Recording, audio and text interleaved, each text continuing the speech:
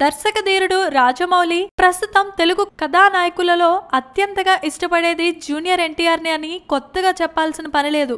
రాజమౌళి అంటే ఎన్టీఆర్ కు కూడా ఎనలేని అభిమానం. వీళ్ళిద్దరి కాంబినేషన్ లో 3 సినిమాలొచ్చాయి. వాటిలో ఒకటి ఇండస్ట్రీ హిట్ అయిన సింహాద్రి, మరొకటి బ్లాక్ బాస్టర్ అయిన యమదొంగ, ఇంకొకటి సూపర్ హిట్ అయిన స్టూడెంట్ నెంబర్ 1 సినిమాలు.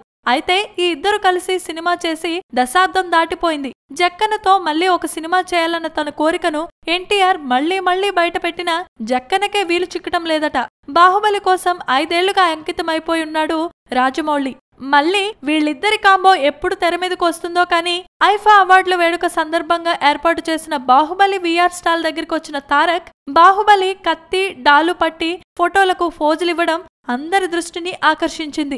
ఈ వేడుకకు సూటేసుకొని చాలా స్టైల్ గా సరికొత్తగా తయారై వచ్చిన ఎన్టీఆర్ బాహుబలి ప్రభాస్ సినిమా కదా అన్న బేజాషాలేమీ పెట్టుకోకుండా కత్తి డాలు పట్టి ఫోటోలకు ఫోజులిచ్చాడు. తన కొత్త సినిమా అయిన జై లవకుశ కోసం బరువు తగ్గి లుక్ మార్చుకున్న తారక్ ఆ తర్వాత పాల్గొన్న పబ్లిక్ ఈవెంట్ ఇదే. ఊరికే చెప్పడం కాదు గాని సూట్ లో ఎన్టీఆర్ అదరగొట్టేశాడు. అతడి లుక్ కూడా అందర్నీ ఆకట్టుకుంది. మరి అతను సినిమాలో ఎలా కనిపిస్తాడో వేచి చూడాల్సిందే. Please subscribe. Hi, it's me Purna. Please subscribe.